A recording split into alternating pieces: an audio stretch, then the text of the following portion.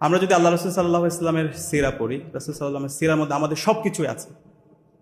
আল্লাহ তাআলা কোরআনের মধ্যে বলেছেন, লাকাদ কানা লাকুম ফি রাসূলিল্লাহি উসওয়াতুন হাসানা, তোমাদের জন্য আল্লাহ রসুল সাল্লাল্লাহু আলাইহি সাল্লামের মাঝে রয়েছে সর্বোত্তম অনুকরণীয় আদর্শ।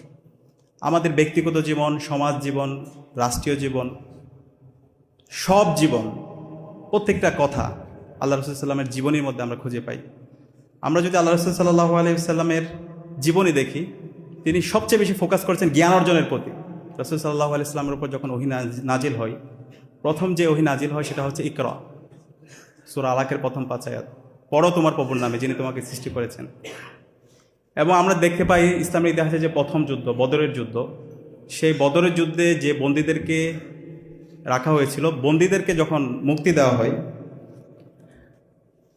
যারা মুসলমানদেরকে, যে সমস্ত বন্দীরা শিক্ষা দিচ্ছিল তাদেরকে সবার আগে মুক্তি দেওয়া হয়।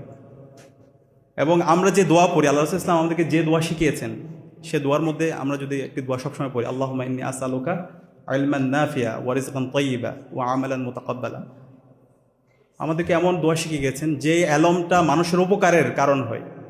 তো আমরা যারা বিশ্ববিদ্যালয়ের শিক্ষার্থী আছে, এখান থেকে আমাদের অনেক বড় শিক্ষা আছে। আমরা যে পড়াশোনা করছি, আমরা যে ঢাকা বিশ্ববিদ্যালয়ে পড়াশোনা করছি, আল্লাহ তাআলা আমাদেরকে এত বড় একটা প্রতিষ্ঠানে পড়াশোনার সুযোগ করে দিয়েছে। আমাদের এই এলম, আমাদের এই জ্ঞান অর্জন যেন সমাজের কল্যাণের কারণ হয়, উপকারী জ্ঞান।